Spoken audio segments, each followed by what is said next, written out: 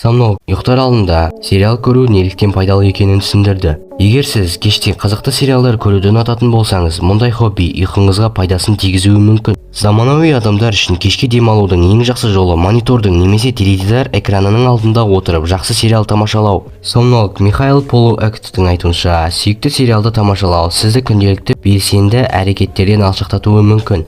Қызықты сюжетті көрген кезде адам босаңсып, ағзасы демалады. Сондықтан ұйықтар алдында кино көру пайдалы дейді мамандар. Жұмыстан кейінгі мұндай әдет жүйке жүйесін тыныштандыруға көмектеседі. Сериалдың сюжеті маңызды емес, дегенмен жүйке жүйесін қоздыратын, адамға теріс әсер ететін көріністері жоқ сериалдардың ғана пайдасы бар, деп түсіндірді Полуэктов РИА Новостиге берген сұхбатында. Ғалымдар фантастикалық немесе ғылыми фантастикалық жанрдағы сериалдардың пайдасы зор екенін айтады. Оксфорд, Орхус, Буэнос-Айрес университеттерінің зерттеушілері ойдан шығарылған әлемдерге енуге миымыздың қалай әрекет ететініне қызығушылық танытқан.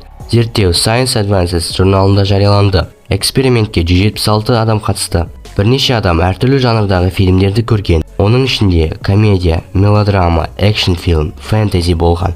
Ал ғалымдар осы уақыт ішінде арнайы құрылғылардың көмегімен қатысушылар миын бақылап отырған. Адам кино әлеміне енген кезде миы басқа әрекеттерге қарағанда әлдеқайда аз есептеу жасайтыны белгілі болды. Егер де арнаға тіркеліп қоңырау шамын басып қойсаңыз, бұл маған үлкен қолдау болар еді.